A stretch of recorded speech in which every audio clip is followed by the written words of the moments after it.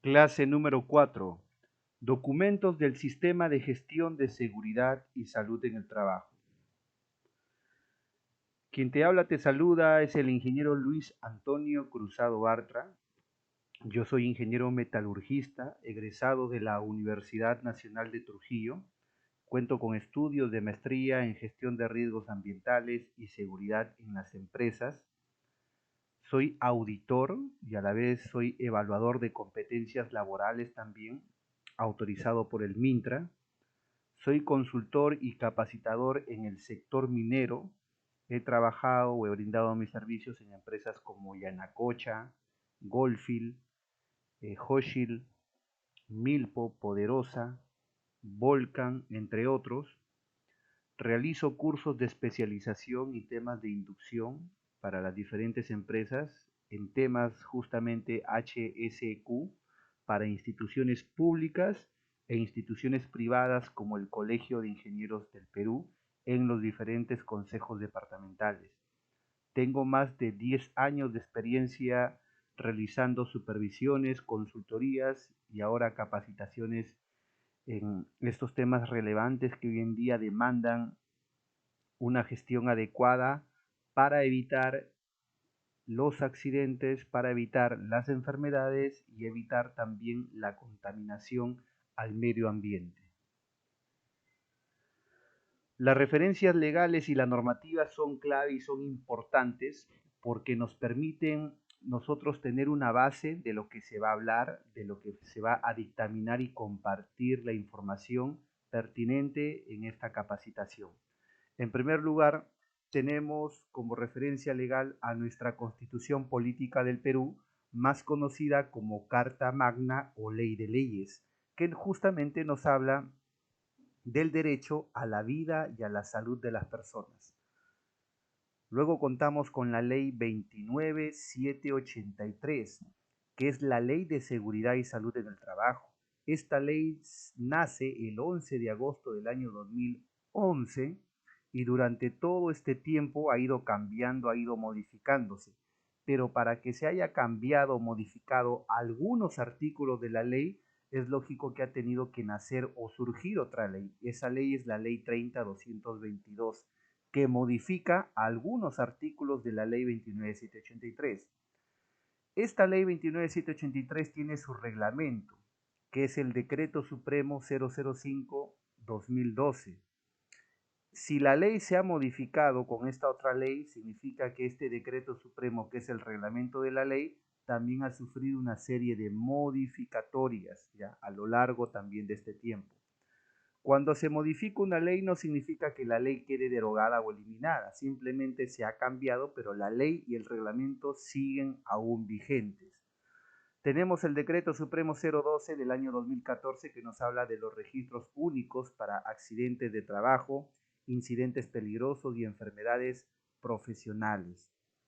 Tenemos el Decreto Supremo 003-98-SA que nos habla justamente de las normas técnicas del SCTR, el Seguro Complementario de Trabajo de Riesgos. Esta norma técnica SCTR también ha sufrido una modificatoria con el Decreto Supremo 008 del año 2022, donde anteriormente solamente eran 200 actividades consideradas como actividades de alto riesgo. Hoy en día se han agregado 70 más, por lo cual son un total de 270 actividades que se consideran de alto riesgo y que de acuerdo a ley estas deben de contar con un seguro complementario de trabajo de alto riesgo o SCTR. Luego tenemos la resolución ministerial 375 del año 2008 TR que nos habla de la ergonomía en el trabajo. Tenemos la resolución ministerial 050 del año 2013 que nos habla de los registros obligatorios para el sistema de gestión de seguridad y salud en el trabajo. Es decir, nos habla de los formatos referenciales o los documentos con los que debe de contar todo sistema de gestión de seguridad y salud en el trabajo para las empresas que son no MIPE. ¿Cuáles son las empresas no MIPE? Las que no son ni microempresas ni son pequeñas empresas.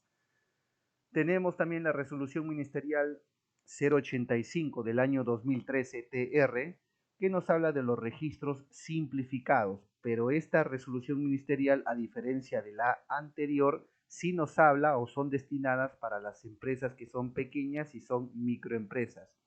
Y también la resolución ministerial 312 del año 2011, referentes a los protocolos de los exámenes médicos, ¿no?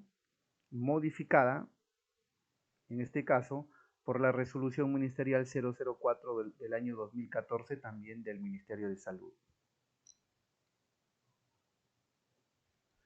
Los objetivos que nosotros tenemos es que esta capacitación se proporcione o proporcione una herramienta práctica para poder interpretar e implementar todos los requerimientos de la ley asociada a la gestión efectiva de seguridad y salud en el trabajo, dándose a conocer las implicancias tanto legales y laborales en su cumplimiento, ¿no? Entonces es muy importante tener en claro para dónde nos estamos dirigiendo con respecto a esta ponencia.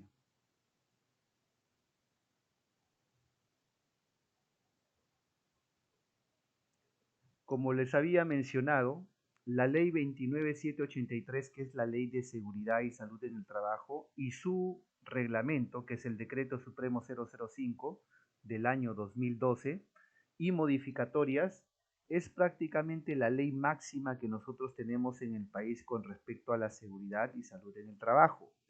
Nosotros observamos los diferentes reglamentos de seguridad y salud en el trabajo en los diferentes sectores económicos, como por ejemplo tenemos el sector construcción, el sector salud y educación, el sector transportes y comunicaciones, el sector hidrocarburos, el sector industrias, el sector agricultura, el sector pesca, el sector electricidad y el sector minería. Cada uno de estos sectores, como tú verás, tiene su propio reglamento de seguridad, ¿no? Enfocado a ese sector, pero todos los reglamentos sectoriales están basados en que en la ley 29783. Por eso yo lo ubico acá como el centro de la atención a la ley, ¿no? Y a lo cual alrededor giran los reglamentos sectoriales de seguridad de cada sector en particular, ¿correcto?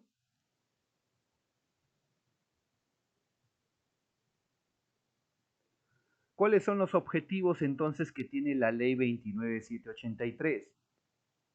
El primer objetivo es promover una cultura de prevención de riesgos laborales en el país. Para eso, el Estado, en su rol de fiscalizador, el Estado te fiscaliza a través de la SUNAFIL, a través de la Superintendencia Nacional de Fiscalización Laboral. Luego, el empleador, en su obligación de prevenir los accidentes y enfermedades. Y tenemos, en tercer lugar, al trabajador en su rol de cumplimiento. ¿Cuál es lo que tiene, qué cosa tiene que cumplir el trabajador? Los estándares, los procedimientos de trabajo que el empleador destina para su protección y prevención de los accidentes y enfermedades. Entonces podríamos decir de que esta ley 29783 es una ley tripartita, ¿no? Porque está constituido por tres elementos.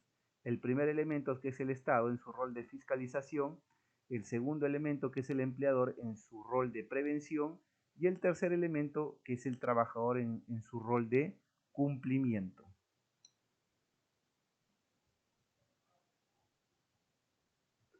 ¿Cuál es el ámbito de aplicación de la ley mencionada?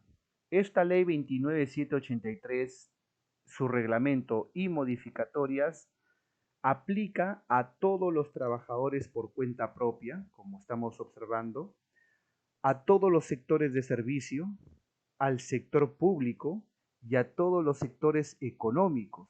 Comprende también a personas bajo modalidad formativa y a los trabajadores autónomos. ¿Quiénes son las personas bajo modalidad formativa? Aquellas personas o jóvenes que están en etapa de prácticas universitarias, por ejemplo, ¿no?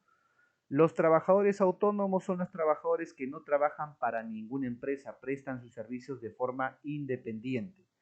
También se incluye a todo aquel que sin prestar servicio se encuentra dentro del lugar de trabajo en lo que le es resultado o le resulte aplicable, ¿correcto? Eso es con respecto al ámbito de aplicación de la ley mencionada. Principios de la ley. Los principios de la ley son 9 y prácticamente son como la columna vertebral de todo sistema de gestión de seguridad y salud en el trabajo. ¿Qué me indica, por ejemplo, el primer principio, que es el principio de prevención? Me indica de que el empleador es responsable de proporcionar un ambiente seguro y saludable para la prevención de accidentes y de enfermedades que pueda, en este caso, acontecer producto de la actividad que se pueda desarrollar. Recuerda que la palabra prevención significa evitar, ¿correcto? Luego tenemos el otro principio, el segundo principio, que es el principio de responsabilidad, que me indica de que el empleador es responsable de forma administrativa, de forma civil y de forma penal de las consecuencias que pueda tener o que pueda arrastrar un accidente o una enfermedad laboral. Con respecto a las responsabilidades administrativas, el empleador puede, en este caso, resarcir esas consecuencias de accidentes y enfermedades a través del pago de multas que le paga, en este caso, a la SUNAFIL. Desde el punto de vista de responsabilidad civil, el empleador está obligado a pagar indemnizaciones tanto al trabajador o a su familia. Y desde el punto de vista penal, el empleador puede o pueden privarlo de su libertad en caso de que ocurra un accidente grave y en donde se demuestre la inobservancia o la poca acción o el poco control que haya podido implementar el empleador con respecto a la actividad desarrollada por el trabajador, ¿correcto? Luego tenemos el principio de cooperación. Este principio de cooperación, como ya lo habíamos mencionado en la anterior diapositiva, habla en este caso del trabajo en conjunto que tiene el Estado en su rol de fiscalizador, el empleador en su rol de prevención y el trabajador en su rol de cumplimiento. Es decir, Estado, empleador y trabajador cooperan, mejor dicho, cooperan o se unen para trabajar en pro de la seguridad. Es así, es muy importante entenderlo. Luego contamos con el principio de información y capacitación. ¿Qué me indica este principio de información y capacitación?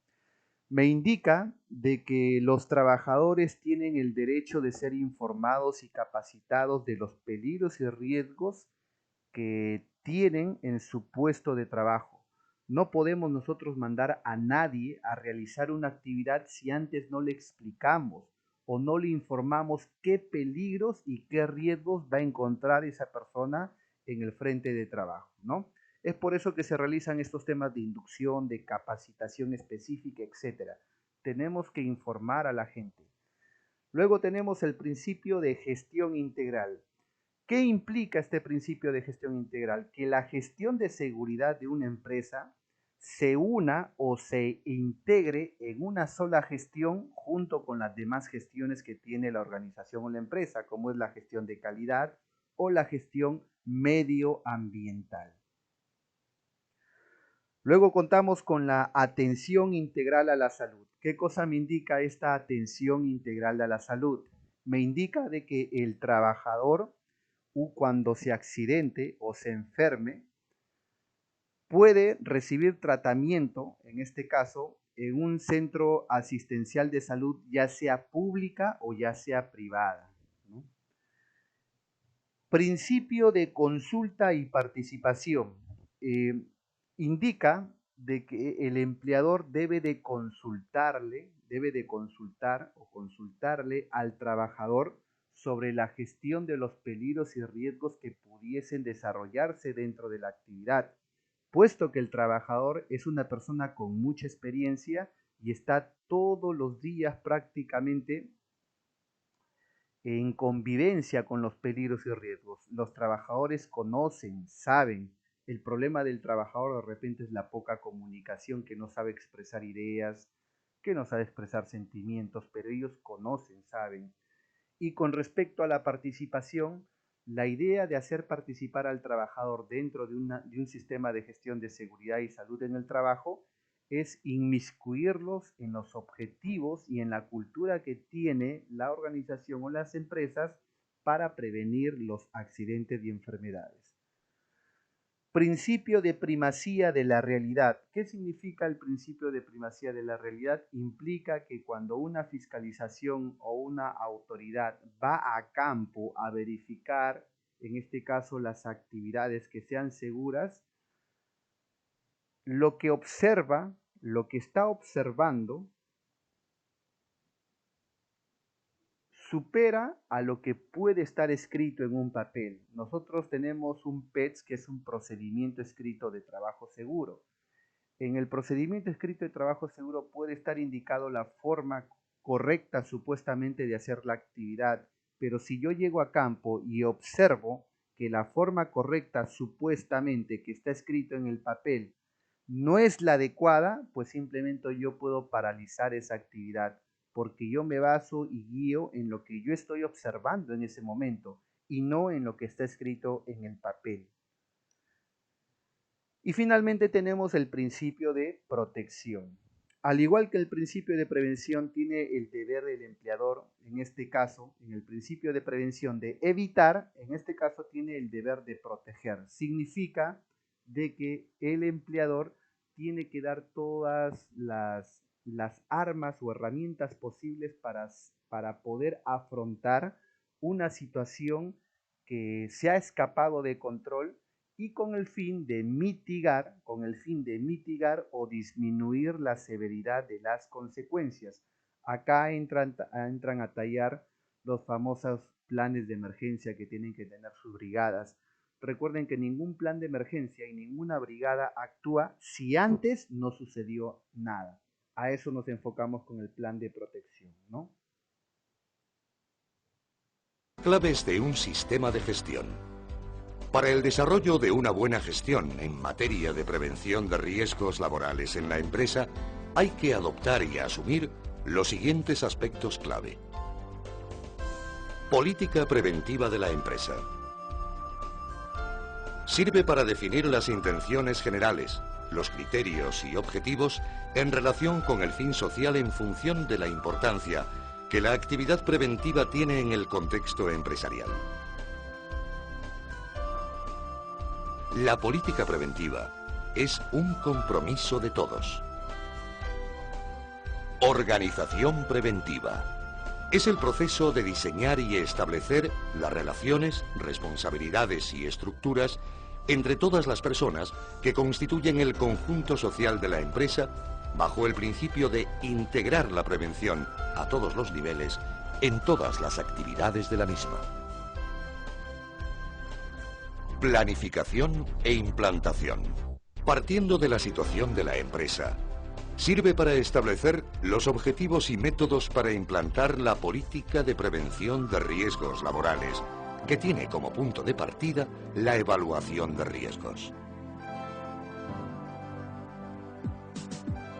Revisión de actuaciones.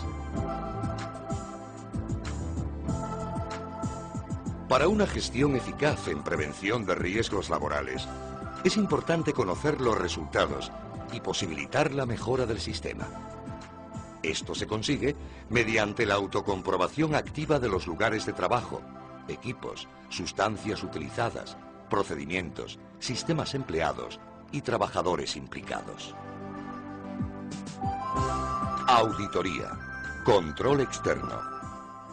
Es la comprobación externa a la propia empresa, que tiene como misión determinar si el sistema de prevención es adecuado. Estos criterios son aplicables a todas las empresas, incluso las más pequeñas, aunque la magnitud de las acciones requeridas sean diferentes en función de su tamaño, de los riesgos que presentan sus actividades de producción y de lo adecuado de los sistemas de prevención que tengan en funcionamiento. Política preventiva de la empresa. Una buena política de prevención de riesgos laborales de la empresa debería reconocer la importancia de los recursos humanos, Las personas que trabajan en una empresa deben ser consideradas como el activo más importante de la misma. La prevención de riesgos laborales aumenta el bienestar del trabajador y produce una mejor predisposición hacia su tarea, lo que puede traducirse en una mayor satisfacción personal y, por tanto, una mayor eficacia y rendimiento. Reconocer que los incidentes, accidentes y enfermedades profesionales son originados por fallos en el sistema de gestión y no por fallos de los trabajadores. A pesar de que la causa inmediata de un accidente pueda parecer un fallo técnico o humano, la mayoría de estos sucesos no son originados por trabajadores descuidados, sino por fallos en el sistema.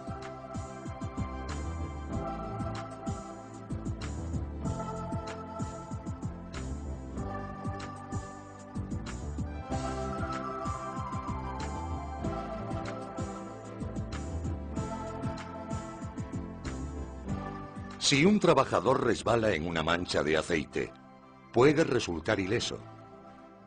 Se puede dañar la ropa o el equipo. Puede producirse una lesión leve. Y en el peor de los casos, ser víctima de un accidente grave e incluso mortal. Por eso es importante reconocer que en una empresa tienen lugar más incidentes que accidentes. Consecuencia de esto, el estudio T. Pearson puso de manifiesto que, por un accidente fatal o lesión grave, se producen 3 accidentes leves con ausencia al trabajo de al menos 3 días. 50 lesiones que requieren un tratamiento de primeros auxilios. 80 accidentes con daño a la propiedad y 400 incidentes sin daños ni lesiones.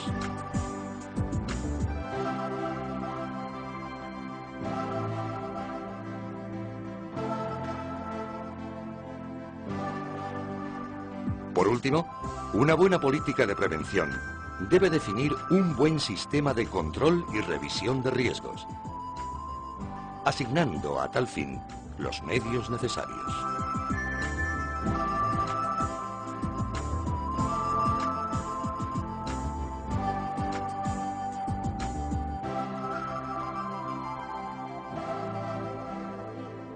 Organización preventiva.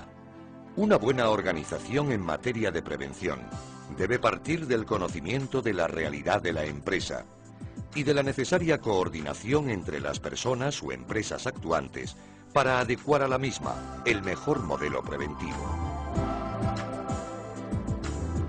Para su adecuada puesta en marcha, según lo que se recoge en el Plan de Seguridad y Salud que se haya elaborado, es necesario impulsar una cultura de prevención de riesgos laborales con la colaboración y responsabilidad de todos los miembros de la empresa.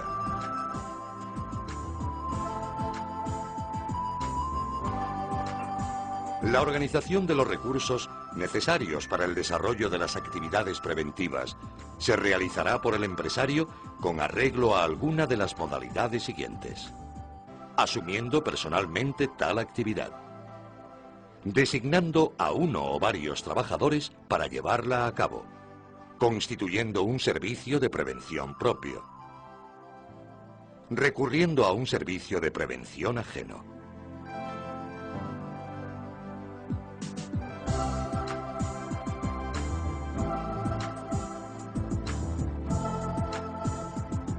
Planificación de la prevención.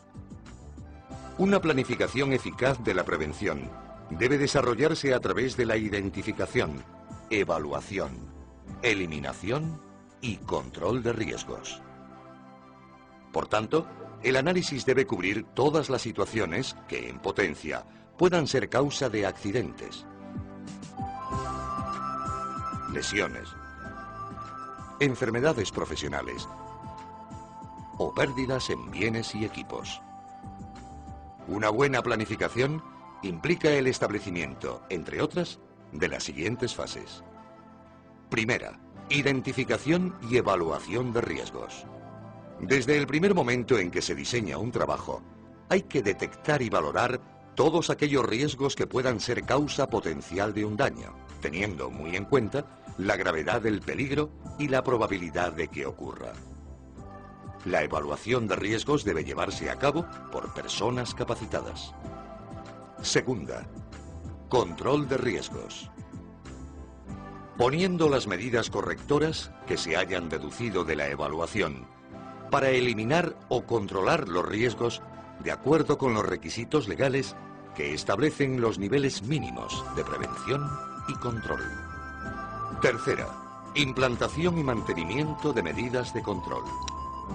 Estableciendo procedimientos y asegurándose de que son eficaces y positivos mediante la inspección, mantenimiento y comprobación de su funcionamiento. Cuarto, valoración de las actuaciones. Estableciendo los parámetros que permitan comprobar la efectividad de las medidas aplicadas. Estas medidas se realizarán principalmente mediante la puesta en marcha de sistemas de observación del trabajo, inspecciones sistemáticas de locales, equipos e instalaciones, así como la investigación y seguimiento de incidentes, accidentes y enfermedades profesionales. En todos los casos, resulta imprescindible la motivación de los trabajadores y la consulta y participación activa de los mismos, potenciando los comportamientos de trabajo seguro. También es importante que los objetivos que se planifiquen estén acompañados por metas específicas que se puedan alcanzar en un determinado plazo de tiempo. Revisión de las actuaciones. Periódicamente debe revisarse internamente el sistema. Y siempre que se dé un fallo en el mismo, por ejemplo, un accidente, o se produzca alguna modificación en el lugar o proceso de trabajo, como un cambio de maquinaria. El análisis de los controles definidos en las fases anteriores debe servir para introducir correcciones que mejoren el sistema de prevención en la empresa.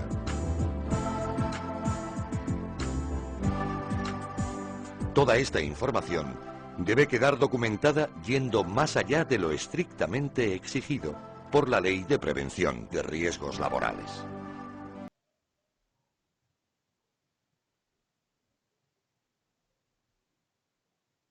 Un video muy interesante, muy importante, espero que lo hayas podido entender porque nos habla prácticamente del paso a paso que se debe de realizar en un sistema de gestión de seguridad y salud en el trabajo. Y precisamente acá viene la pregunta del millón de soles. ¿Qué cosa es un sistema de gestión de seguridad y salud en el trabajo? Es el desarrollo de un proceso lógico, como hemos observado en el video, por etapas basado en la mejora continua y que incluye la política, incluye la organización, incluye la planificación, incluye la aplicación, la evaluación, la auditoría y las acciones de mejora con el objetivo de anticipar, con el objetivo de reconocer, evaluar y controlar los riesgos. Todas las empresas sin importar el rubro, sin importar si realizan o no actividades de alto riesgo, y basta con que tengan un solo trabajador en la planilla, están obligados a tener un sistema de gestión de seguridad y salud en el trabajo. Anteriormente, la gestión de riesgos en las empresas era una forma tradicional. ¿Qué significa tradicional? Si nosotros observamos acá este triángulo prácticamente nos llama mucho la atención, ¿no? Porque aquí en la punta del triángulo, ¿quiénes se encuentran? La alta gerencia, lo cual representa una imagen de que en la punta del triángulo estaba la gente más importante de la empresa, la alta gerencia. Luego del nivel de importancia de la alta gerencia venía la gerencia media, luego venía la gerencia de línea y en la base del triángulo, si tú estás observando, están los trabajadores, como el último eslabón de la cadena, ¿correcto? ¿Qué características tenían estas empresas tradicionales? Que hoy en día siguen existiendo, pero ya son algunas nada más. La mayoría ha evolucionado, pero siguen existiendo. ¿Qué características tienen estas empresas tradicionales? Estas empresas no planifican nada, trabajan de forma improvisada, ¿ya? Improvisada. Realizan o tienen acciones aisladas, es decir, el departamento de seguridad tiene sus propios objetivos, el departamento de calidad y producción sus propios objetivos y el departamento de medio ambiente sus propios objetivos, lo cual eso genera un conflicto entre los departamentos por las diferentes gestiones que tienen. Luego tenemos que tenían una característica de ser bomberos. ¿Qué significa de ser bomberos? Cuando se refiere a que estas empresas tradicionales trabajaban como bomberos, significa que estas empresas esperaban de que recién sucediese algo para que ellos puedan reaccionar, ¿correcto? Es igual que el bombero te llega al lugar de los hechos a apagarte un incendio cuando ya se produjo el incendio. Si no hay incendio, el bombero no actúa. Al igual también, si no hay accidente, o no hay una cosa alarmante, pues simplemente la gerencia alta no actúa, ¿no? Y finalmente se indica o se dice que estas empresas trabajaban como sea, es decir, no tenían una brújula, un objetivo, un plan de trabajo, una hoja de ruta, como decía el expresidente Ollanta Humala, ¿no? Entonces nosotros tenemos que reconocer que hoy en la actualidad, en la gestión, referente a la gestión de riesgos en las empresas, aún siguen existiendo estas empresas tradicionales. Pero así como hay algunas empresas tradicionales en la actualidad, tenemos que también reconocer que hay empresas exitosas que gestionan sus riesgos, ¿no?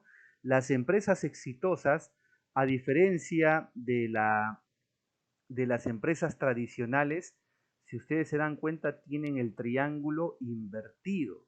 ¿Qué significa invertido? De que lo que está arriba, que es la base del triángulo, que representan a los trabajadores, es lo más importante de la empresa, tu factor humano. Tú puedes ser una empresa con mucho capital, pero si no tienes gente que haga el trabajo, tu empresa no va a crecer. Es así de simple. Luego de los trabajadores, contamos nosotros con la gerencia de línea. Luego, en importancia, viene a ser la gerencia media. Y finalmente, en el último eslabón, es la alta gerencia, a diferencia, lógico, de las empresas tradicionales, ¿no? ¿Qué características tienen estas empresas exitosas? Estas empresas trabajan con un plan de planificación muy importante. Estas empresas suelen integrarse.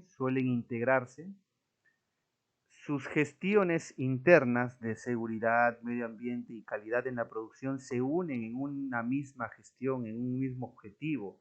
Son empresas equilibradas y sobre todo son empresas sistematizadas. Aún tenemos empresas tradicionales, pero hoy en día también tenemos empresas exitosas con estas características ya prácticamente mencionadas, ¿correcto? Ahora, ¿cómo implementamos un sistema de gestión de seguridad y salud en el trabajo? Con respecto a la implementación de este sistema de seguridad y salud en el trabajo, tenemos un equipo que puede ser externo o interno, es decir, cuando contratamos a una empresa contratista externa para poder implementar o contratamos personal capacitado para que pueda ejecutar e implementar el propio sistema de gestión de seguridad y salud en el trabajo. Este equipo externo e interno tiene las siguientes funciones: ser responsable de la implementación del sistema de gestión de seguridad y salud en el trabajo.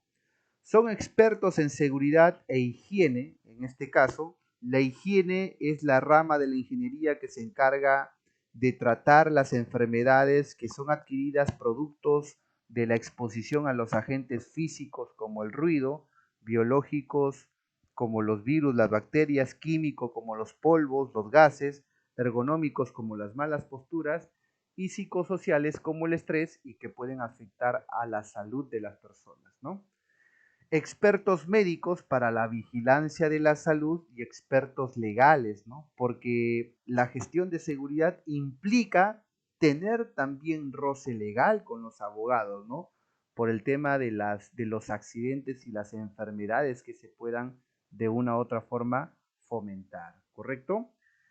Este sistema de gestión de seguridad y salud en el trabajo, así como tiene que tener un equipo experto, tiene que también tener un diagnóstico de línea base.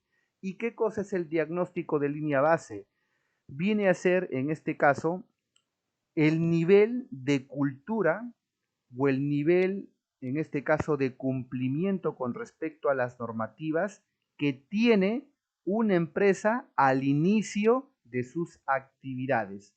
A través de un diagnóstico de línea base, yo puedo darme cuenta de qué tan avanzado está la empresa con respecto al cumplimiento de la seguridad y de la salud en el trabajo, con referencia a la normativa nacional y con respecto también a la cultura preventiva, ¿no?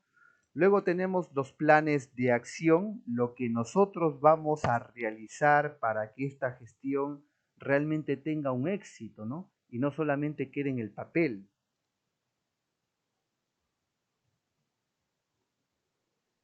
Entonces, todo sistema de gestión de seguridad y salud en el trabajo se implementa siguiendo el ciclo de mejora continua. Este ciclo de mejora continua, más conocido como PHBA o ciclo PEBA, también que lo llaman, consta de 4 etapas. ¿Cuáles son estas 4 etapas con las que consta este ciclo? Tenemos en este caso la etapa de la planificación, la primera etapa. Aquí en esta etapa, como su propio nombre lo indica, vamos a planificar cómo vamos a implementar el sistema de gestión de seguridad y salud en el trabajo. Aquí implica realizar un diagnóstico de línea base, lo que yo te había en este caso mencionado, ¿no? Anteriormente. El diagnóstico de línea base es un documento que sirve para darme cuenta el nivel de cumplimiento que tiene la empresa con respecto a la normativa de seguridad, para darme cuenta el nivel de compromiso que tiene la empresa con respecto a la seguridad y salud en el trabajo. Ese documento debe ir en la primera etapa. Yo estoy planificando, ¿ya? Así como realizo mi diagnóstico de línea base, también realizo mi identificación de peligros, mi evaluación y control de riesgos de todas las actividades que mi empresa va a realizar. Eso se conoce como I per C base, ¿no? O I per C línea base. Significa que tú ya has mapeado todos los procesos y todas las actividades que van a caracterizar a tu organización, ¿no? Luego contamos con un mapa de riesgos. ¿Qué cosa es el mapa de riesgos? El mapa de riesgos es la representación gráfica de los peligros y riesgos en un lugar específico. ¿Por qué el mapa de riesgos de un taller mecánico es distinto a un mapa de riesgos de un comedor o a un mapa de riesgos de un área administrativa? Porque en cada lugar indicado, los peligros y los riesgos son distintos, ¿ya? Eso es muy importante. Esto es con respecto a la etapa de la planificación. Una vez que yo he planificado lo que voy a hacer, paso a la segunda etapa, que es la ejecución o el, simple, o el sinónimo de hacer, ¿no? ¿Vas a ejecutar o vas a hacer algo, ¿no? La ejecución. En esta etapa de ejecución o ejecutar o hacer, aquí lo que hacemos es elaborar el reglamento interno de seguridad y salud en el trabajo, ¿no? El reglamento interno de seguridad y salud en el trabajo. Realizamos los programas anuales de seguridad y salud en el trabajo y también tenemos que tener los registros obligatorios con los que debe de contar cada empleador. Pero los registros obligatorios van a depender de qué? Van a depender del tipo de empresa que tú seas. Hay registros obligatorios para las microempresas, registros obligatorios para las pequeñas empresas y registros obligatorios para las no MIPE, ¿ya? Entonces es muy importante tenerlo en cuenta. Una vez que hemos ejecutado o hecho todos estos documentos, pasamos a la tercera etapa. ¿Cuál es la tercera etapa del ciclo de mejora continua? Las auditorías y las inspecciones. Repito, auditorías e inspecciones. ¿Qué cosa me indican acá? Que yo voy a verificar lo que he realizado en la etapa anterior o lo que yo he ejecutado en la etapa anterior. ¿Cómo lo verifico? Realizando auditorías y realizando inspecciones, ¿correcto? Y finalmente tenemos una cuarta y última etapa que se llama la etapa de la revisión por la dirección, ¿no? Etapa de la revisión por la dirección, donde en la actuación o revisión, la alta dirección toma decisiones en base a lo planificado, ejecutado y verificado para poder, en este caso, contribuir a la mejora con la seguridad, ¿no? Culminado o si hubiese algo por mejorar en esta etapa de la actuación o revisión, eso pasa de nuevo a la primera etapa de planificación y se forma lo que es un ciclo, ¿no? Como tú lo estás observando, un ciclo de mejora continua, ¿correcto? Ahora la gran pregunta, ¿cuáles son los documentos del sistema de gestión de seguridad y salud en el trabajo? ¿Qué es lo que yo necesito conocer? ¿Qué es lo que yo necesito saber con respecto a esta documentación para no verme afectado, por ejemplo, cuando la SUNAFIL visite mi empresa? ¿Qué es lo que yo debo en este caso, mostrar? El primer documento que tú tienes que conocer, que tienes que tener tu empresa, es la política del sistema de gestión de seguridad y salud en el trabajo. La política de seguridad, mejor dicho, ¿no? Una política viene a ser un compromiso que tiene la empresa, el empleador, con respecto a la seguridad y a la salud de los trabajadores. Es muy importante tenerlo en cuenta. Yo como auditor, en este caso autorizado por el Mintra, en en las diferentes empresas que yo he realizado auditorías, he encontrado muchas no conformidades también con respecto a las políticas, porque hay políticas que no han estado impresas en el tamaño adecuado.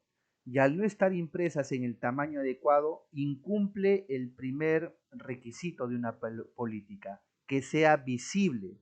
Entonces, si tú imprimes una política en una hoja A4, no va a ser visible.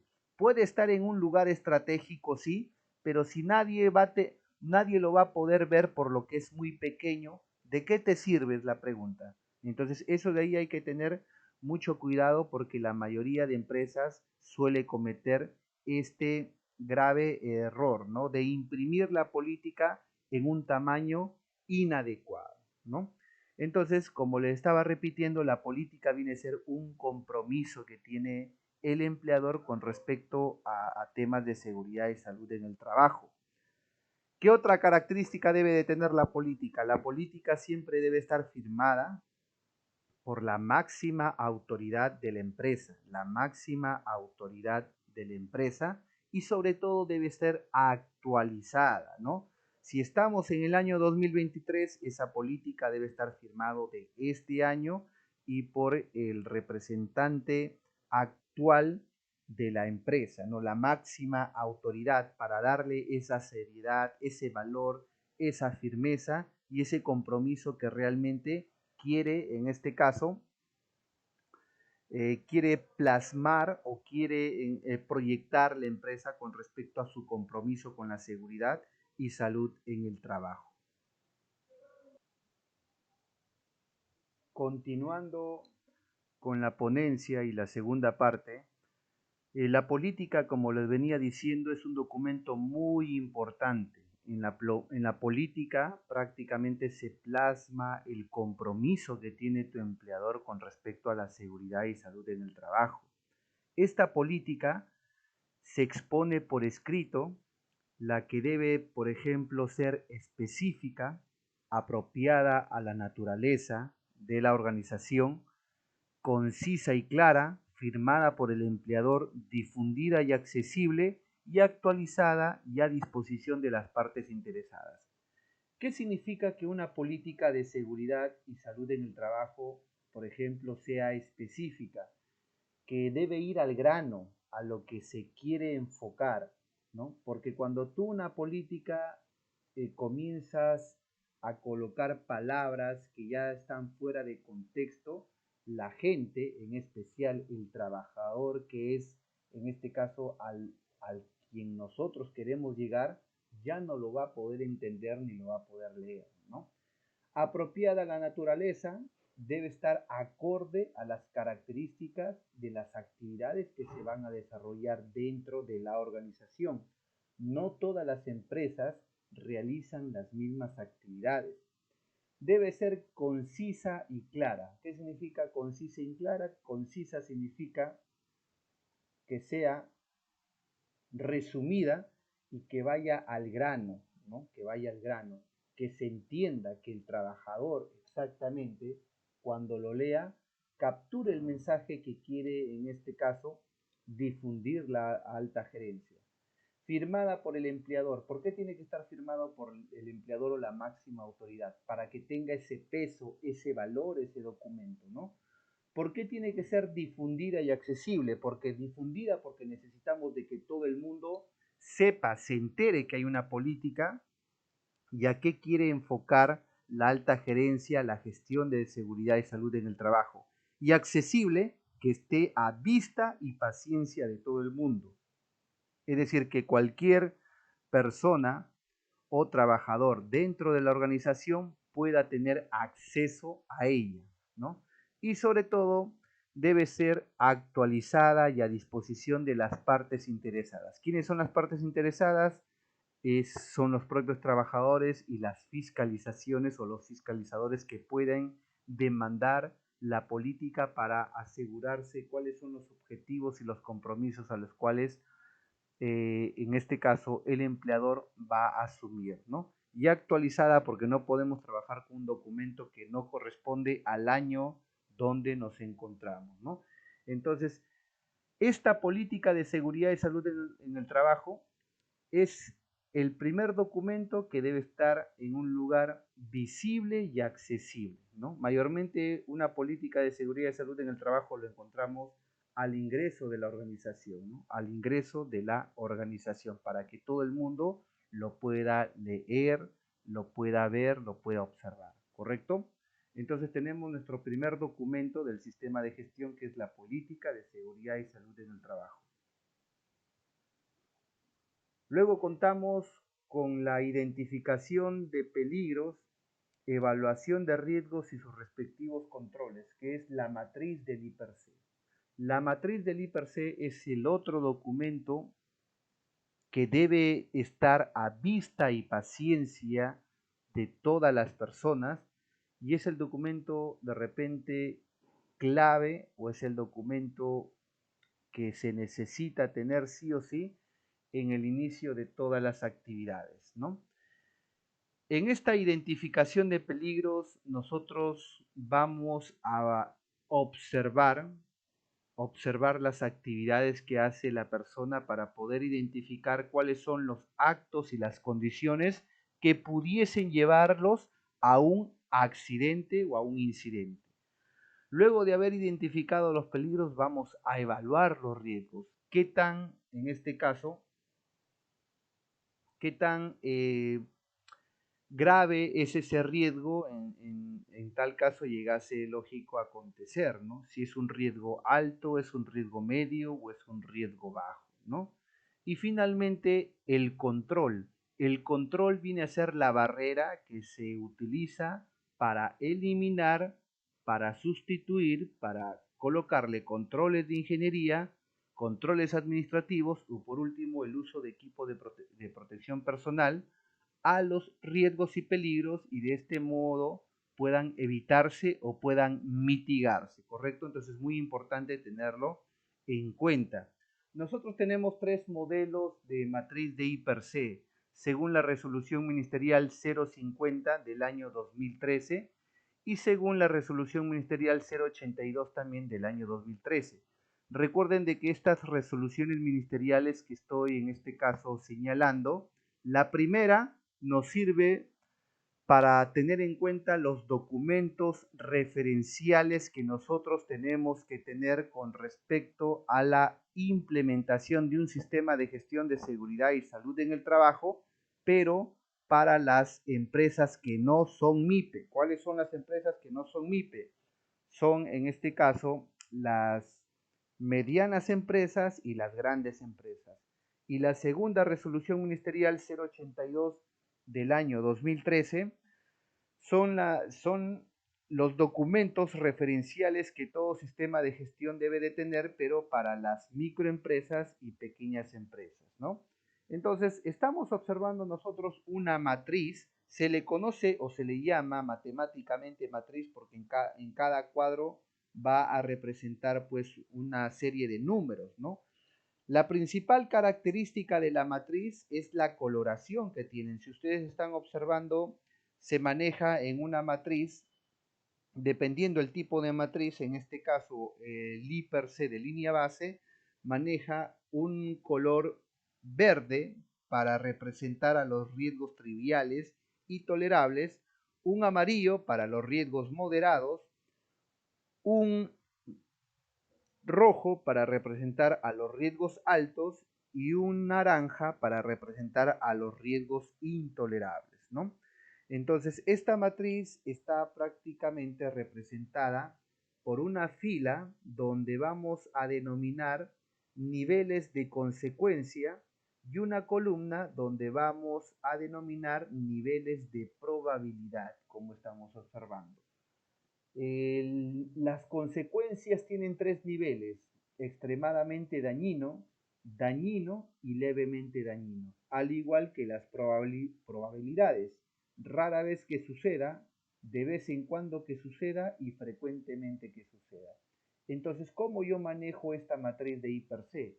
En primer lugar, de acuerdo a las características de la actividad que yo voy a desarrollar, digo lo siguiente: el peligro identificado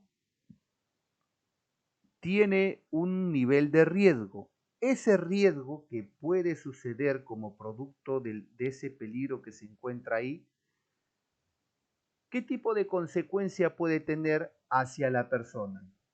Puede ser extremadamente dañino, puede ser dañino o puede ser levemente dañino. De acuerdo a mi criterio y a la característica de la actividad de lo que yo voy a hacer, yo voy a elegir uno de estos niveles, ¿ya?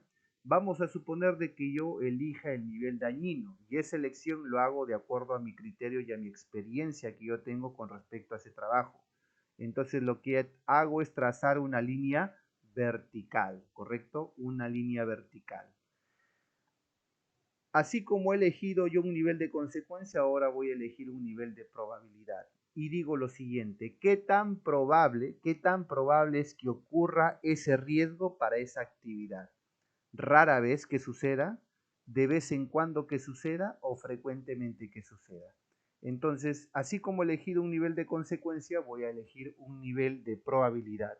Y elijo, para el ejemplo, el segundo nivel que dice de vez en cuando, ¿correcto? De vez en cuando. Entonces lo que hago es trazar una línea imaginaria horizontal.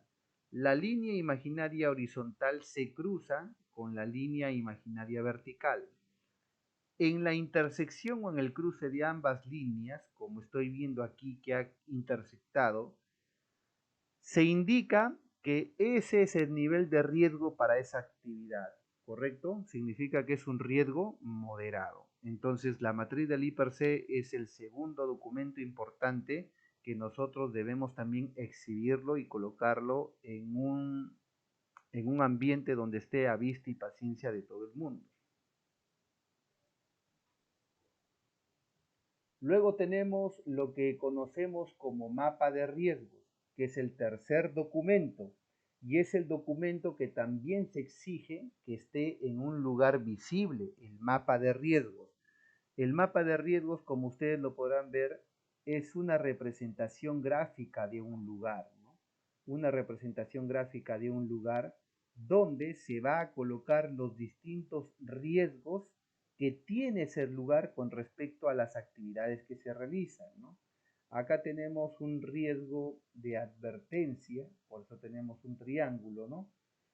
En todos los ambientes del área. ¿Para qué? Para que la persona, por ejemplo, que ingrese o quiera ingresar a este lugar, sepa por dónde caminar para evitar justamente esos riesgos o que tenga cuidado, ¿no? Un mapa de riesgo sirve para advertir sobre una situación que pudiese llevar a tener un accidente o una enfermedad ocupacional. Entonces, muy importante, tanto el mapa de riesgos como la matriz del IPRC y también la política de seguridad y salud en el trabajo son documentos que deben encontrarse en lugares visibles, ¿correcto? Entonces es muy importante tenerlo en cuenta. Luego también tenemos otros documentos importantes como es el RITS, el famoso Reglamento Interno de Seguridad y Salud en el Trabajo, ¿no? Reglamento Interno de Seguridad y Salud en el Trabajo. El reglamento interno, como su propio nombre lo indica, es un documento en donde se describe todos los paso a paso de las actividades que se van a realizar, todos los compromisos que tiene el empleador con respecto a la seguridad y salud en el trabajo y todas pues las reglas de juego que deben de seguir los trabajadores para evitar los accidentes y evitar las enfermedades. Lamentablemente tenemos una cultura que tú le impartes un reglamento interno de seguridad y salud en el trabajo a una persona y ésta no lo lee, simplemente lo guarda en su bolsillo. Entonces, cuando realice actividades que engendran la mayor probabilidad de accidentes, ellos no van a saber cómo actuar. ¿Por qué? Porque no han leído su reglamento, no saben lo que está permitido y no saben lo que, lo que no está permitido. Entonces es muy importante que cuando te entreguen tu reglamento, ya sea en físico o en digital, le des una revisada para corroborar y comprobar que realmente pues las cosas se dan de forma adecuada dentro de la organización. Eso es clave, el reglamento interno de seguridad y salud en el trabajo, ¿no? Cuando uno hace una auditoría, por ejemplo, las auditorías, ¿qué cosas son? Las auditorías son revisiones del sistema de gestión de seguridad y salud en el trabajo. Son documentos sistematizados, ¿ya? Son pasos sistematizados de revisiones del sistema de gestión para ver si tu sistema de gestión se adecua a lo que indica la ley o si es realmente efectivo, ¿no? Entonces, en una auditoría se tiene que realizar una observación en base a lo que indica la ley. Se basa en la legislación y en la normativa tanto nacional como internacional, pero también se basa en la normativa y en la reglamentación sectorial y reglamentación interna de la propia empresa que está siendo auditada. Es decir, en otras palabras, un auditor también se guía de lo que está escrito en el Reglamento Interno de Seguridad y Salud en el Trabajo, ¿correcto?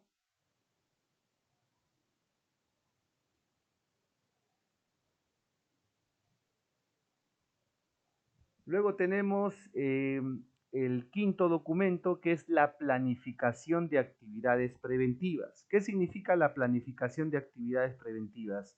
De que el trabajador, perdón, el empleador tiene que tener mapeado cuáles van a ser las fechas y a quiénes se les va a practicar, en este caso, los famosos EMO o exámenes médicos ocupacionales, ¿no? Para poder nosotros corroborar que esa persona que ha ingresado nueva al proyecto realmente esté en las condiciones saludables, apropiadas para evitar, por ejemplo, que pueda contraer una enfermedad y esta enfermedad pueda afectarlo aún mayor, o también para evitar, en este caso, tener problemas legales por parte del trabajador, en este caso en una muy mala condición de salud hacia el empleador, ¿no? Entonces, estas actividades de planificación de actividades preventivas se realizan justamente con el propósito de asegurar que la salud de nuestros colaboradores y nuestros trabajadores se encuentren en los rangos apropiados y en los rangos normales que una persona de determinada edad debe de tener, ¿no? Luego tenemos un sexto documento que es el Programa Anual de Seguridad y Salud en el Trabajo. En el Programa Anual de Seguridad y Salud en el Trabajo prácticamente viene a ser las distintas actividades que tú has programado realizar a lo largo de un año para evitar estos accidentes y estas enfermedades. Por ejemplo, tenemos el tema de las capacitaciones, de los entrenamientos, de los simulacros, de las campañas preventivas, etcétera. Todo lo que yo voy a realizar en pro de la seguridad y de la salud en mi trabajo o en mi empresa y que ayuden de una u otra forma a evitar estas situaciones de siniestralidades, ¿no? Por eso se denomina programa anual, porque se va a desarrollar a lo largo de un año.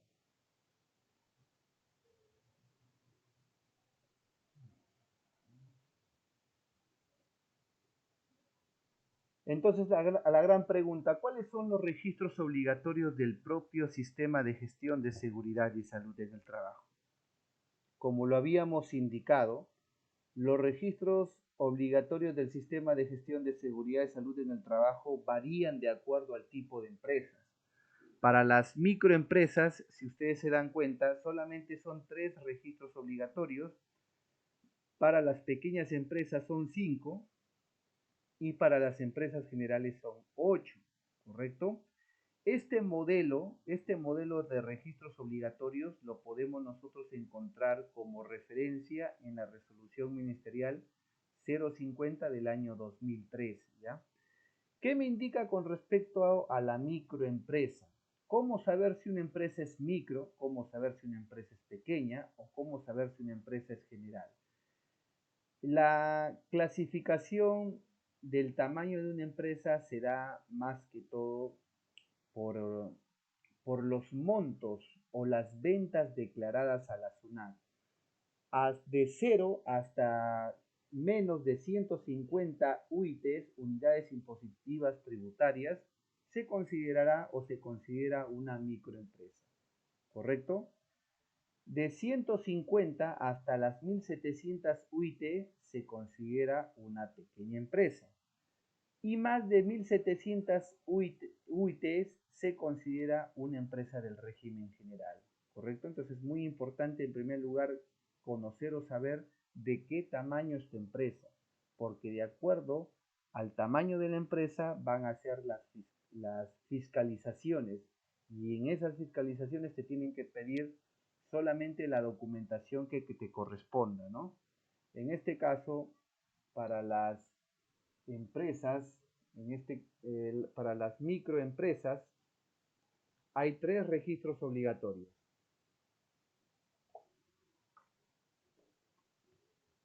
Que son los registros de accidentes de trabajo y enfermedades ocupacionales, incidentes peligrosos y otros incidentes. Tenemos los registros de exámenes médicos ocupacionales y los registros de inspecciones internas de seguridad y salud en el trabajo, correspondientes a una microempresa. Pero ¿qué sucede con una pequeña empresa? Existen registros de accidentes de trabajo, enfermedades ocupacionales, incidentes peligrosos y otros incidentes. Se tiene el registro de exámenes médicos ocupacionales, los registros de seguimiento, los registros de evaluación del sistema de gestión de seguridad y salud en el trabajo y los registros de estadísticas de seguridad y salud en el trabajo, ¿correcto? En este caso tenemos 3 para las microempresas y 5 para las pequeñas empresas. ¿Qué cosa nos indica o nos habla con respecto a las empresas del régimen general? Aquí estas deben de contar con 8 registros obligatorios. ¿Cuáles son esos registros obligatorios con los que debe de contar? Tiene que tener, por ejemplo, registro de accidentes e incidentes, registro de enfermedades ocupacionales, registro de exámenes médicos, ocupacionales en este caso, monitoreo de agentes físicos, químicos, biológicos y factores de riesgo disergonómico, los registros de inspecciones internas de seguridad y salud en el trabajo, los registros de estadística del sistema de gestión de seguridad y salud en el trabajo, registros de equipos de seguridad y salud en el trabajo, registros de inducciones, de capacitaciones, entrenamientos y simulacros de emergencia, ¿no? Entonces, estos registros deben estar o deben tenerlo las empresas que son del régimen general, ¿no? Porque es importante conocer el tipo de empresa al cual tú trabajas para que tú puedas saber a qué registros te obliga la ley tenerlos, ¿no? Y no verte sorprendido tal vez por inspectores de la SUNAFIL u otros tipos de fiscalización.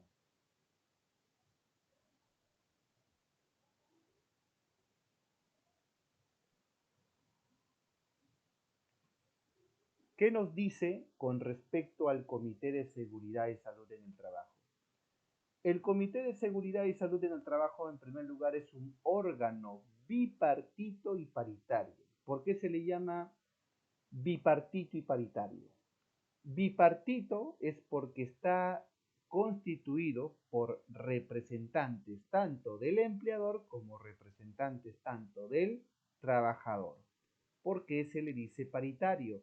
Porque está constituido por igual número de representantes del trabajador, igual número de representantes del empleador, ¿no? Este comité puede estar constituido por un mínimo de 4 miembros y un máximo de 12 miembros, ¿no? Está respaldada por la resolución ministerial 245 del 2021, que prácticamente esta resolución que hace eliminar o derogar a la anterior resolución ministerial. ¿Cuál fue la resolución ministerial anterior? Fue la 148 del año 2012. En este caso esta es la más actualizada, ¿no? ¿Qué funciones tiene, por ejemplo, el Comité de Seguridad y Salud en el Trabajo? Una de sus funciones es inspeccionar las condiciones de seguridad y salud en el trabajo en cada etapa del proceso, ¿correcto? Inspeccionar las condiciones de seguridad y salud en el trabajo en cada etapa del proceso.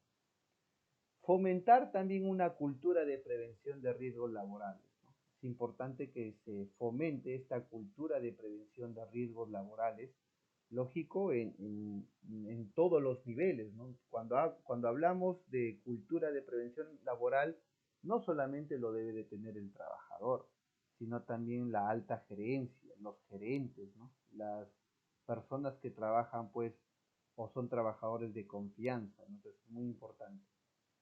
¿Qué más tenemos? Coordinar todas las acciones a llevar a cabo para la prevención de riesgos laborales. Esa es otra también de sus funciones, ¿no? Coordinar todas las acciones a llevar a cabo para la prevención de riesgos laborales, ¿no? Se tiene que coordinar todas estas acciones. Las personas que pertenecen a un comité de seguridad y salud en el trabajo, y cuando hablo de las personas me estoy refiriendo más que todo a los representantes del trabajador. Tienen que ser trabajadores de la empresa, mayores de edad, es decir, de 18 años para arriba, y sobre todo, de preferencia, no es una obligación, sino de preferencia, tener capacitaciones en cursos de seguridad y salud en el trabajo. ¿Ya? Entonces es muy importante tenerlo en cuenta para saber quiénes pueden integrar, ¿no? Los representantes del trabajador más los representantes, en este caso del empleador, en igual número, ¿no? ¿Cómo elegimos a un comité de seguridad y salud en el trabajo? ¿Cómo nosotros lo podemos elegir? En primer lugar, va a depender del número de trabajadores que tenga esta empresa. Si una empresa tiene de 20 a más trabajadores, significa que esa empresa está obligada a constituir, en este caso, un comité de seguridad y salud en el trabajo, ¿ya? Está obligada a, en este caso, constituir un comité de seguridad y salud en el trabajo.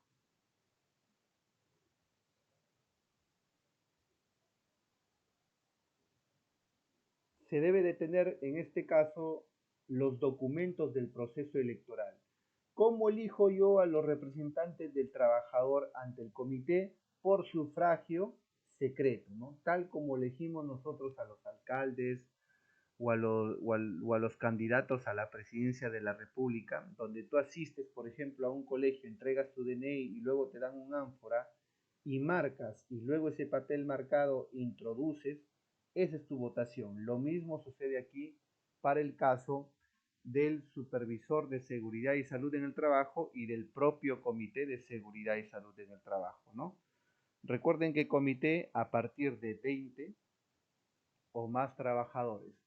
Supervisor de seguridad y salud en el trabajo a partir de 19 trabajadores hacia abajo, ¿no? ¿Qué más nos indican? Tiene que haber un acta de instalación del Comité de Seguridad y Salud en el Trabajo y esa acta debe estar ya prácticamente indicando que se instala el comité 10 días como máximo después de ser elegidos. Vamos a suponer de que hoy, jueves 12 de octubre, se eligió a los miembros del Comité de Seguridad y Salud en el Trabajo, pues simplemente tienen que correr 10 días como máximo para que ya los que han sido elegidos comiencen a tener actividades como comité. Todos los miembros del Comité de Seguridad y Salud en el Trabajo deben de tener en este caso, una identificación como miembros del Comité de Seguridad y Salud en el Trabajo.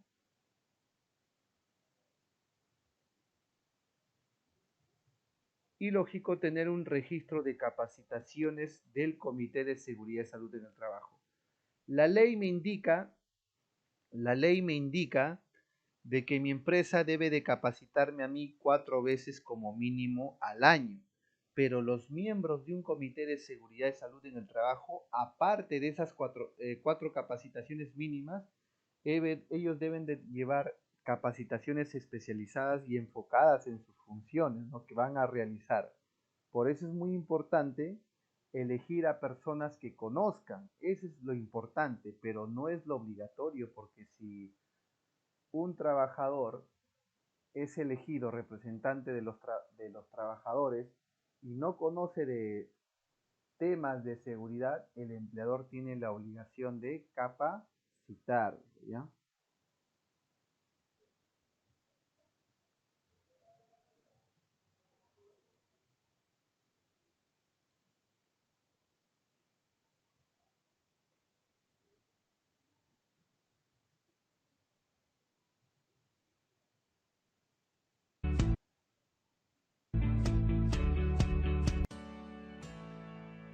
Hola, en este video quiero compartir con ustedes qué es un comité de seguridad y salud en el trabajo y algunos aspectos generales del mismo.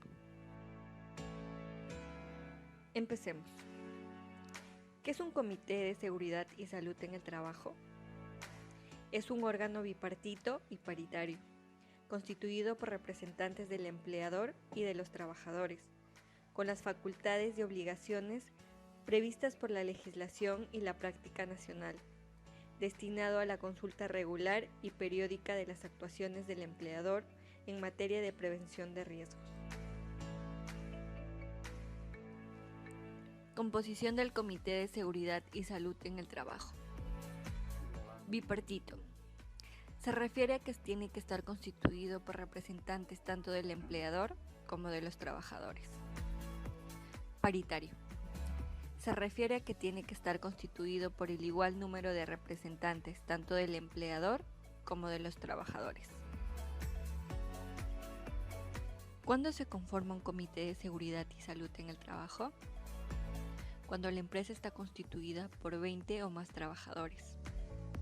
Cuando la empresa tiene menos de 20 trabajadores, tendrá que realizar las elecciones de un supervisor de seguridad y salud en el trabajo.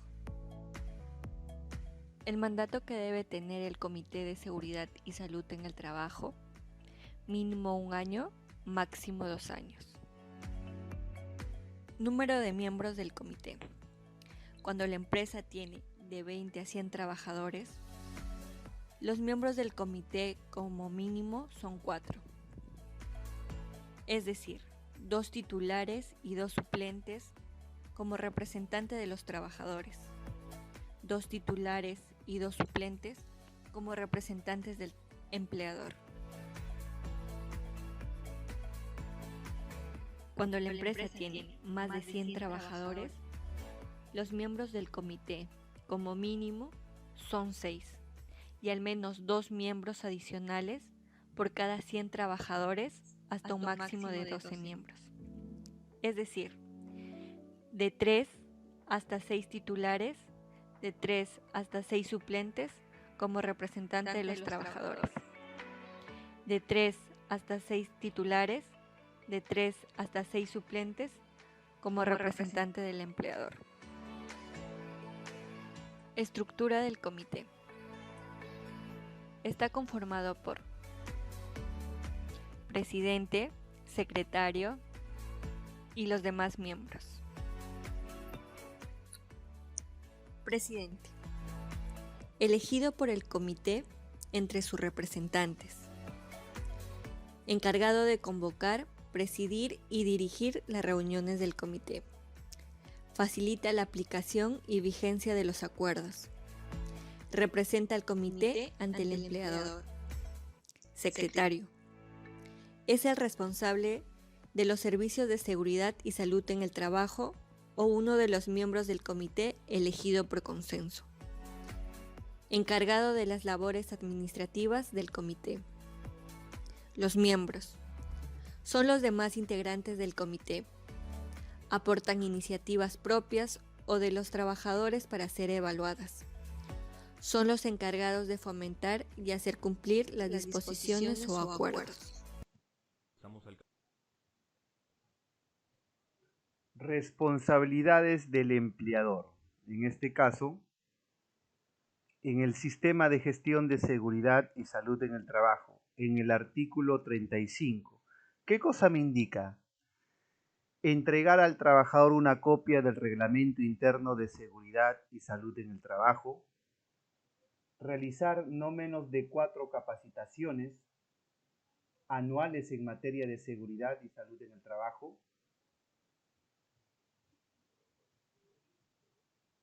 adjuntar en el contrato de trabajo las recomendaciones en seguridad y salud en el trabajo, brindar las facilidades para la participación de los trabajadores en cursos de formación en materia de seguridad y salud en el trabajo y elaborar un mapa de riesgos el cual debe de exhibirse en un lugar visible, ¿no? Como estamos nosotros teniendo en cuenta.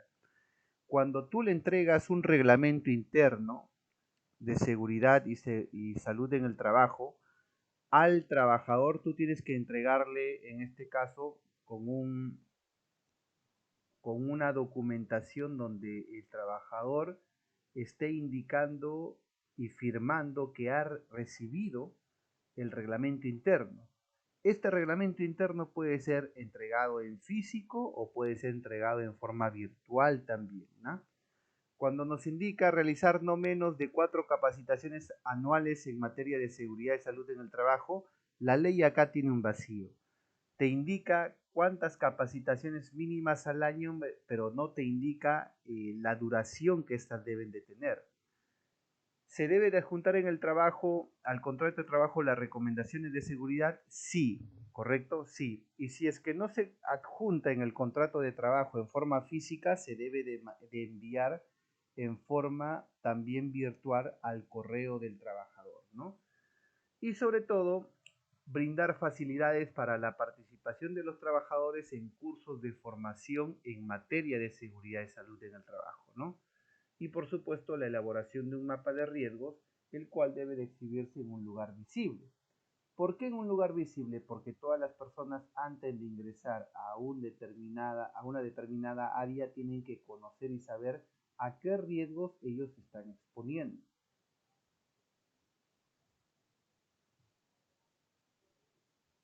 Modificatoria tenemos de la ley 29783 Esa modificatoria es la ley 30.222. ¿Qué cosa me dice en el artículo 76? Adecuación del trabajador al puesto de trabajo. Los trabajadores tienen derecho a ser transferidos en caso de accidentes de trabajo o enfermedades ocupacionales a otro puesto que implique menos riesgos para su seguridad y salud, sin menoscabo de sus derechos remunerativos y de categoría, salvo en el caso de invalidez absoluta y permanente, ¿no? Ahí le dan, en este caso, el chance al empleador para dejar de prescindir de ese trabajador en esas condiciones, ¿correcto? ¿Qué cosa me indican en el artículo 49 con respecto a las obligaciones del empleador? El empleador, entre otras, tiene las siguientes obligaciones: practicar exámenes médicos cada 2 años de manera obligatoria a cargo del empleador, ¿correcto? Cada 2 años de manera obligatoria a cargo del empleador. Los exámenes médicos de salida solamente son facultativos, ¿ya? Facultativos. En el caso de los trabajadores que realizan actividades de alto riesgo, el empleador se encuentra obligado a realizar los exámenes médicos antes, durante y al término de la relación laboral de manera anual, ¿ya? Entonces es muy importante aquí tenerlo, este punto bien claro. Esto de acá es lógico para actividades que no realizan alto riesgo cada 2 años, y los exámenes médicos son facultativos, pero para las actividades que sí realizan actividades de alto riesgo, para las empresas que sí lo realizan, los exámenes médicos son antes, durante y al término de la relación laboral. Con respecto a las disposiciones complementarias modificatorias, la cuarta modifícase el artículo 168A del Código Penal con el texto siguiente: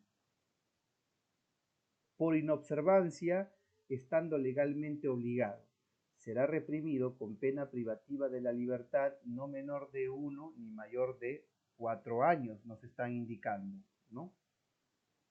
¿Qué más tenemos? Será por muerte o lesiones graves, será no menor de 4 ni mayor de 8 años en caso de muerte, y no menor de 3 ni mayor de 6 años en caso de lesión grave, ¿no?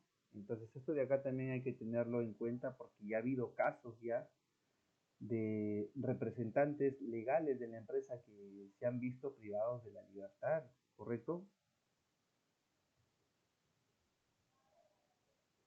¿Cuáles son los beneficios entonces de implementar un sistema de gestión de seguridad y salud en el trabajo? Uno de los principales, por ejemplo, beneficios que se tiene es que se puede difundir una cultura de seguridad entre los trabajadores, ¿correcto? Se difunde cultura de seguridad entre los trabajadores. Pero para que nosotros podamos difundir esa cultura de seguridad entre nuestros colaboradores, nosotros como cabezas en las empresas debemos, en este caso, de difundir o practicar esta cultura con el ejemplo. ¿Qué más tenemos? Aumenta la eficiencia. Al aumentar la eficiencia del trabajo, hay una reducción de los accidentes y del tiempo perdido. ¿Y por qué hay una reducción de los accidentes y tiempo perdido? Porque en este caso las personas, al no accidentarse, ya no existe paralización en la producción, pues, ¿no es cierto? ¿Qué más tenemos con respecto a estos beneficios de implementar un sistema de gestión? Hay un cumplimiento de los requisitos legales. Se cumplen los requisitos legales. Esos requisitos legales por la cual la Superintendencia Nacional de Fiscalización Laboral, o SUNAFIL, visita las empresas para verificar si realmente están cumpliendo lo indicado por ley. ¿Qué más tenemos? Reducción de la carga financiera debido a las estrategias administrativas, lógico. porque al evitar pagar multas, es lógico que los costos van a disminuir de forma considerable. Hay un crecimiento de la calidad de los lugares y espacios de trabajo, porque la gente se va a sentir identificada con la empresa, porque va a sentir que la empresa los está protegiendo, ¿no? Un trabajador identificado con una organización es un trabajador que le va a poner no solamente el 100%, sino el 150 o el 200% de su esfuerzo. Por lo tanto, la producción va a aumentar, ¿correcto? La producción va a aumentar. Luego tenemos el tema del mejoramiento de la imagen de la empresa.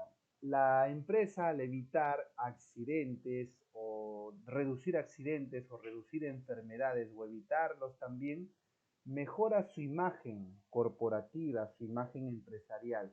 ¿Frente a quiénes? A los fiscalizadores, frente a la sociedad civil y también frente a sus propios trabajadores, ¿no? Lo cual el trabajador se va a sentir orgulloso de pertenecer, en este caso, a una empresa que cuida y vela también por, no solamente por sus intereses personales, sino también por la salud y vida de las personas, ¿no? Aumenta también, en este caso, su, sus pretensiones o aumenta también su competitividad en el mercado, ¿no? Lleva ventaja a sus competidores con respecto a una buena implementación del sistema de gestión que les permitan evitar los accidentes y enfermedades. Obstáculos durante el proceso de certificación. ¿Cuáles son estos obstáculos que se ponen o se presentan en una empresa cuando estamos en un proceso de certificación, en este caso, para acreditar un sistema de gestión de calidad o un sistema de gestión medioambiental o un sistema de gestión de seguridad y salud en el trabajo? Por ejemplo, los elevados costos. Estos hacen de que las empresas desistan, pues, de la certificación que les pueda dar el siguiente nivel, ¿no? ¿Qué más tenemos? La incertidumbre sobre los beneficios reales a obtener en su implementación. En realidad, disminuiremos los accidentes y las enfermedades profesionales. La escasez de los recursos materiales y material humano. No hay dinero para poder eh, financiar esta certificación y tampoco tenemos personal adecuado. Ausencia de compromiso de la alta dirección durante el proceso. Si la alta dirección no se compromete, pues simplemente eso no sirve o no va a servir de nada. El primer comprometido debe ser el gerente general de la organización. Resistencia al cambio por parte de los trabajadores con respecto a su trabajo habitual. Ellos no quieren cambiar su estilo de trabajo porque llevan años y años trabajando de esa misma manera y consideran que un cambio no va a mejorar su situación. ¿Qué más tenemos? La falta de conciencia y preocupación por parte de la empresa por la seguridad y salud en el trabajo y la necesidad de formación adicional para conocer dicho estándar. Significa que una vez que me he certificado, yo voy a tener que seguir invirtiendo en formación para mi personal sobre dicha norma o sobre dicho proceso o sobre dicho estándar, ¿correcto? Entonces, estos son los obstáculos mayormente que se suelen presentar en un proceso de certificación, cualquiera que sea. Muchísimas gracias por su atención.